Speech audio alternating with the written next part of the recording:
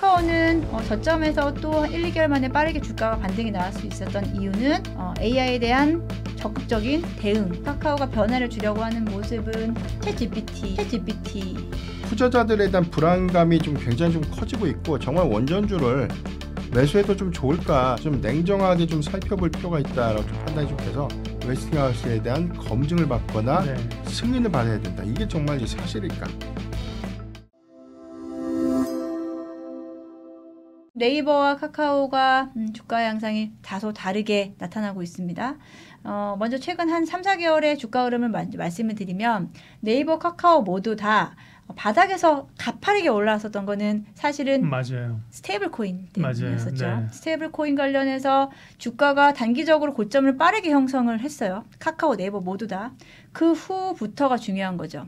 거기서 네이버는 추세적으로는 좀 하락해서 빨리 돌리지 못했고요. 카카오는 기존 낙폭을 절반 이상, 거의 지금으로서는 고점에서 저점 대비해서 그러니까 가장 최근 저점 대비해서 지난 고점이었던 6월 고점까지 거의 한 7, 80%까지 주가는 회복이 된 상태입니다. 그래서 지금 두 종목이 좀 다르게 간다라고 시장에서 인식을 하고 있는 것 같고요.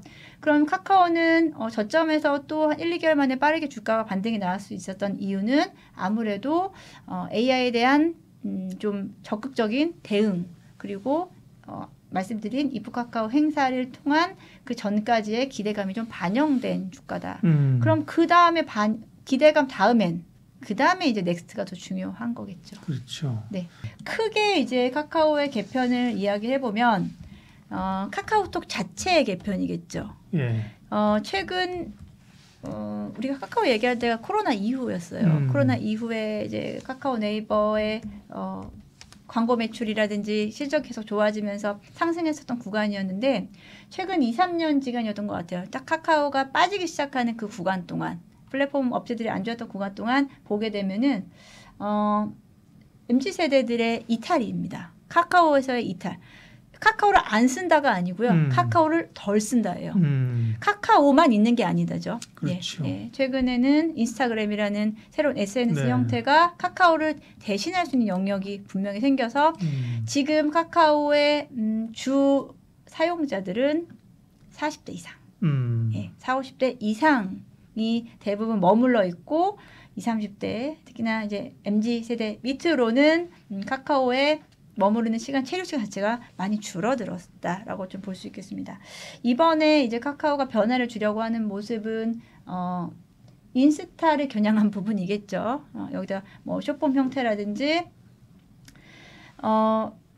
기존의 모델과는 좀 다른 형태로 만들어진다라는 거고요. 저도 사실 이 부분이요. 처음에는 좀 어색하게 느껴질 수 있을 것 같아요. 그리고 기존의 좀 중장년층 입장에서는 오히려 카카오가 불편해졌네라고 인식할 수 있어서 그 부분을 얼마나 자연스럽게 기존 유저들을 잡으면서 새로운 유저라기보다 유저들을 다시 한번 좀 머무르게 할 수 있는 시간과 공간을 마련할 수 있을지가 첫 번째 과제인 것 같습니다. 그리고 이제 두 번째는요, 챗GPT 이야기죠. 그렇죠. 예, 챗GPT 같은 경우에 지금 우리나라에서 챗GPT를 사용하는 사용자가 2천만 명 정도 된다고 합니다. 거기에는 유료 모델도 있고 무료로 사용하는 사람들, 그리고 그냥 한두 번 해봤다 정도의 사람들도 사용했다라고 말할 수 있어요. 실제로 구독을 하고 있는 유료 유저들의 숫자의 증가폭은 다소 줄어들고 있는 게 사실이고요. 챗GPT의 고민도 그거예요. 최근 빠르게 성장률을 보여주다가 지금은 다소 좀 정체 상태에 있는 구간이죠. 그래서 챗GPT가 카카오를 선택한 이유 중에 하나도 기존의 모델과는 좀 다른 형태의 모델로 가야 된다라는 거고요. 그를 통해서 글로벌 침투를 조금 더 가파르게 올리고 이를 통해서 또 광고 수익도 뭐 쉐어한다거나 그에 대한 거기까지는 제가 모르겠습니다만 수익성을 조금 더 확대하기 위해서 카카오의 챗GPT를 심는 게 아닌가라고 판단이 되어지죠.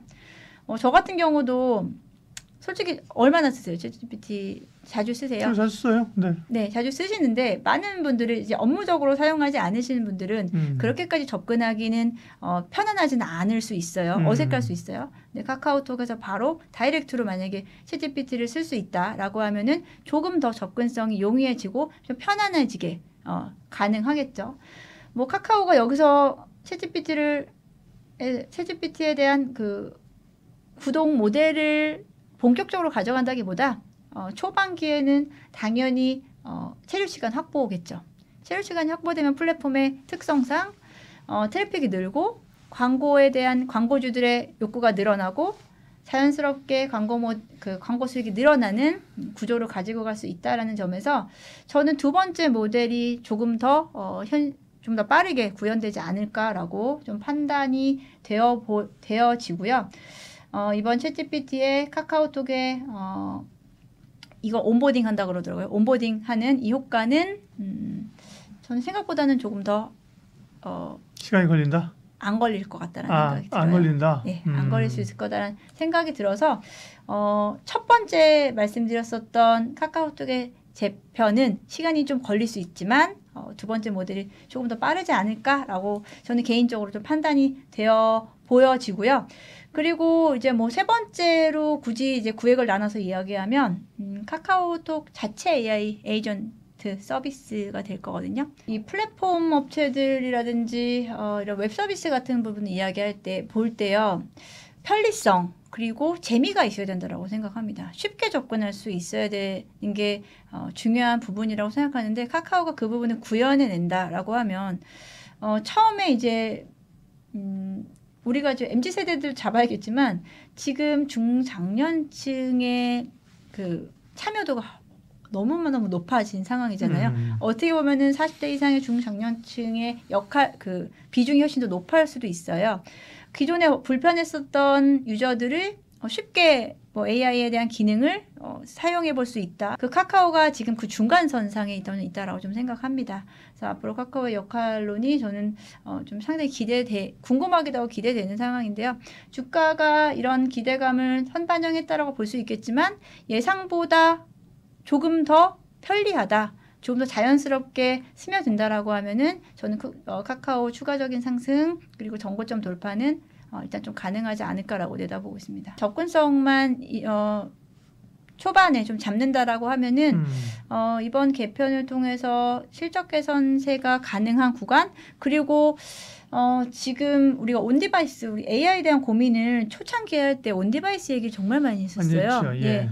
어느 디바이스? 그럼 휴대폰이 가장 먼저 갈 거라고 생각했는데요. 사실 네. 휴대폰에서 AI 기능이 변변치 않지 않나요? 네, 그런가요? 그렇죠. 네. 그렇죠. 뭐 번역 기능, 뭐 사실 뭐 사진으로 뭐 하는 AI 기능 이런 부분들이 휴대폰을 새로 교체할 만큼의 강력한 모멘텀은 없잖아요. 그렇긴 하죠. 네, 그러다 보니 디바이스 자체라기보다 그 안에 들어간 소프트웨어 쪽에 대한 부분이 더 중요한 상황이다. 결국은 또 플랫폼 쪽에서 먼저 좀 선제적으로 그 부분을 잡을 수 있기가 좀 더 편하다라고 생각이 듭니다. 일단 저는 목표가를 볼 때요. 네. 아주 넓게 잡고 보진 않고 한 3개월여의 추이 정도를 좀 보기는 합니다.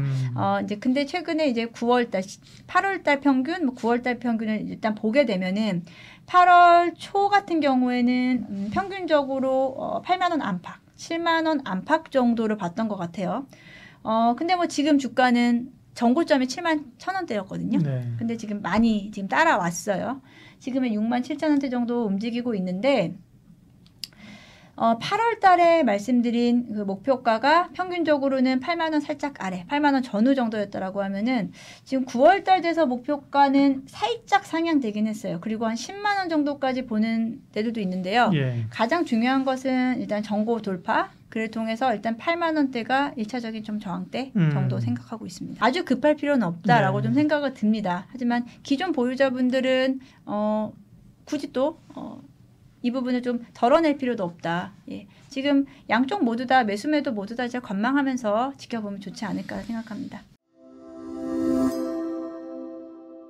일단 원전 섹터가 상반기에 가장 강한 수급을 좀 반영시켰던 부분들 이 부분은 뭐 해외 원전 수주 성과도 좀 있었지만 2026년도부터 좀 본격화될 수 있는 글로벌 원전 기조의 확장 기대감들이 수급의 연속성을 좀 보이면서 굉장히 좀 견조했고 시장이 네. 흔들렸는데도 불구하고 추세를 좀 잘 유지했는데 일단 웨스팅하우스에 대한 이 독수조항 이슈가 이 조정이 좀 빌미가 되면 좀 급락을 했습니다. 근데 최근 네. 추이를 보면 일단 해당된 노이즈가 좀 반영됐음에도 불구하고 일단 상당히 좀 많이 주가를 좀 회복한 그런 모습들 좀 보였고 예. 선별적으로는 좀 다르지만 일단 대장주들에 대한 그리고 뭐 보조기기의 대장주 종목들의 경우에는 상당히 좀 수급을 좀 많이 갭을 좀 메꿨다라고 좀 표현을 좀 해보겠습니다. 네. 일단 뭐 투자자들에 대한 불안감이 좀 굉장히 좀 커지고 있고 정말 원전주를 매수해도 좀 좋을까 이런 질문들이 굉장히 요즘 많이 좀 나오고 있는 그런 그러니까 상태인데 불공정 계약 설명 좀 들었겠지만 저는 이제 웨스팅하우스에 대한 계약 내용이 과연 전반적인 원전 산업에 어떤 영향을 좀 이룰 수 있는가 네. 그래서 좀 냉정하게 좀 살펴볼 필요가 있다라고 좀 판단이 좀 돼서 자료를 좀 정리를 좀 해왔고요. 일단 이전에 대한 어떤 내용들부터 좀 복기를 좀 해야 될 것 같은데 웨스팅하우스가 이제 과거에 지적재산권에 관련된 분쟁이 크게 이제 두 가지 이슈가 논란이 좀 된 겁니다. 설계 그리고 사용권에 대한 범위가 좀 논란이 좀 된 바 있었고 이 부분이 웨스팅하우스가 2022년도 당시에 한수원을 상대로 해서 지적재산권에 관련된 어떤 이 침해 소송을 좀 제기하면서 네. 이 부분이 뭐 우리가 해외의 어떤 수주 성과가 가장 큰 노이즈가 좀 되지 않았나라고 좀 판단이 좀 되고 있습니다.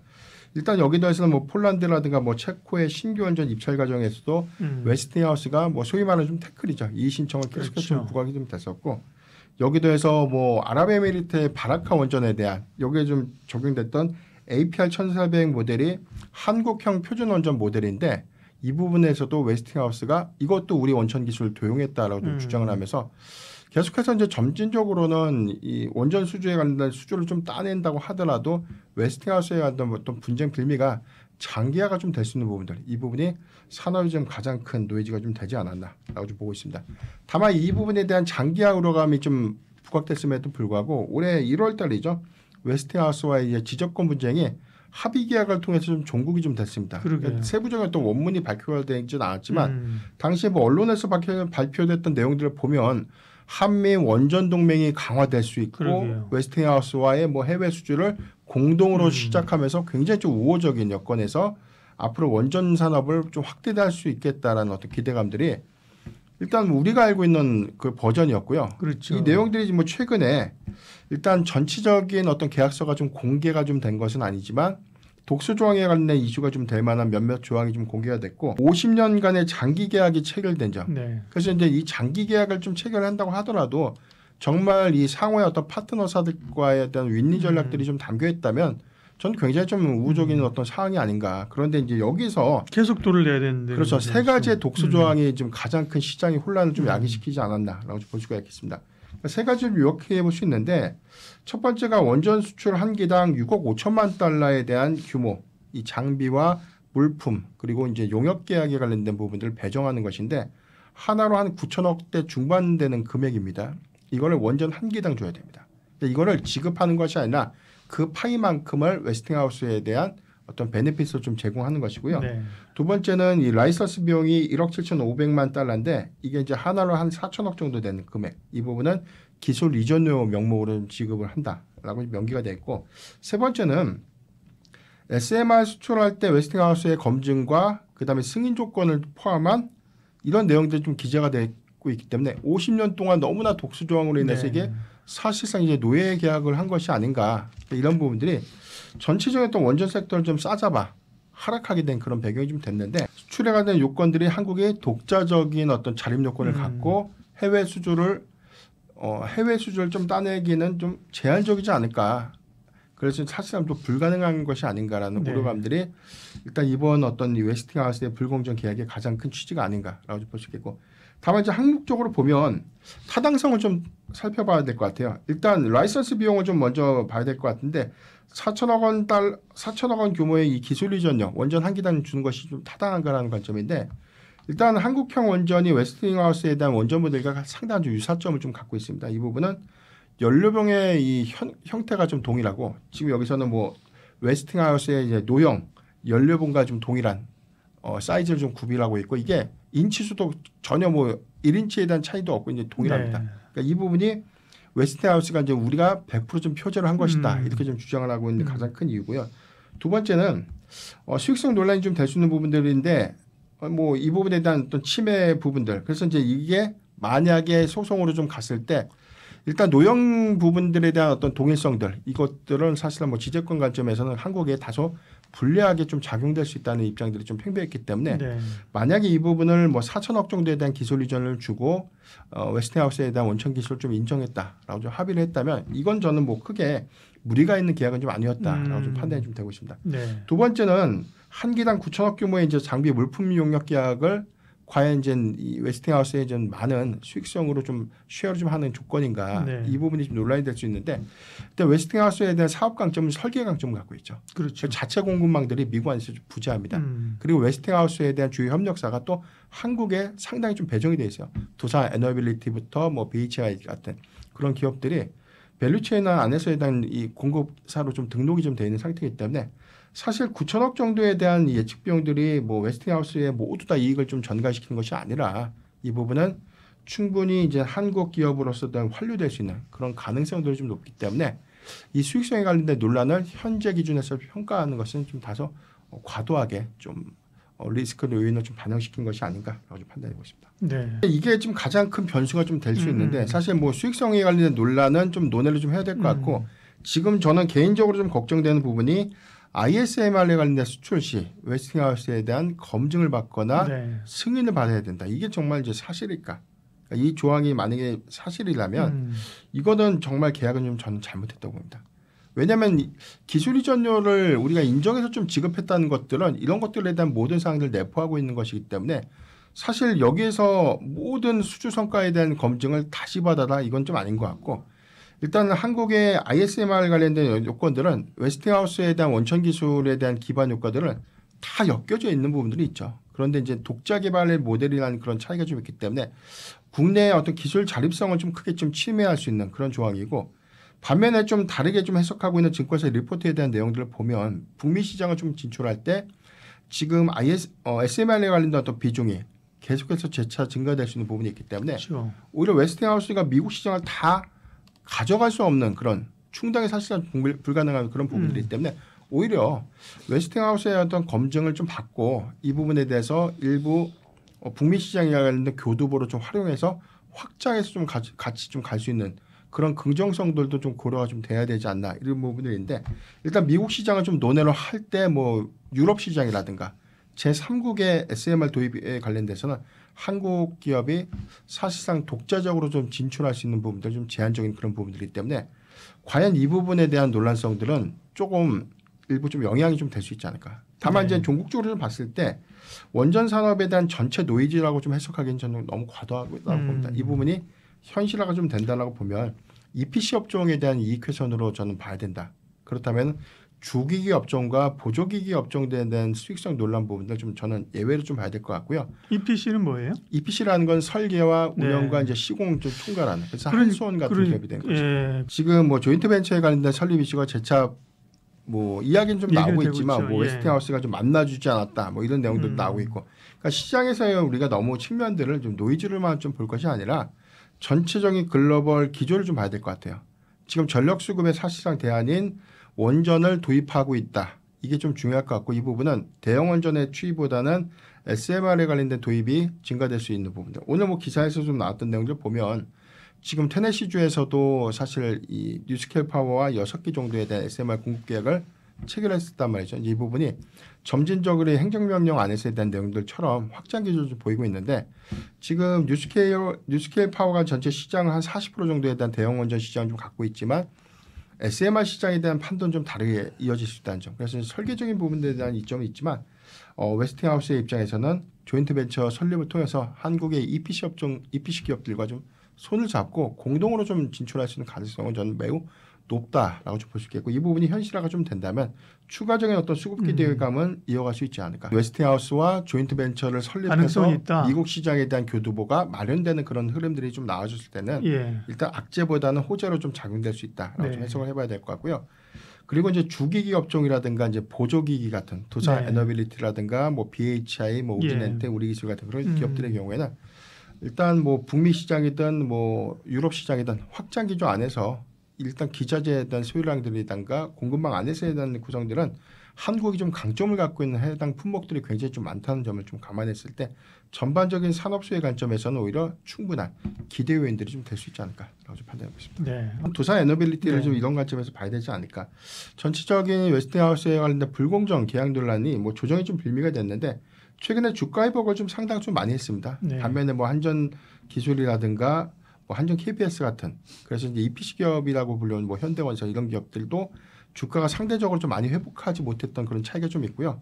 일단 뭐 개별적인 어떤 요건에서는 북미 시장에 대한 이 원전 도입 관련된 어떤 가시성 있는 프로젝트 성과들이 구체화가 좀 될 수 있는 부분들이기 때문에 수주 성과의 양들이 증가될 수 있는 부분들은 분명 기업의 어떤 이익 개선, 이익 확장 관점에 충분한 좀 기대 요인들이 좀 될 수 있지 않을까라고 좀 판단해 보기 때문에 두산 에너빌리티의 경우에는 2026년도부터 좀 목표가 될 수 있는 SMR 프로젝트에 관련된 수혜 기대가 원자로 모듈이라든가 주기기 공급 확대 관점에서 재차 주목을 해봐야 되지 않을까라고 판단해 보겠습니다.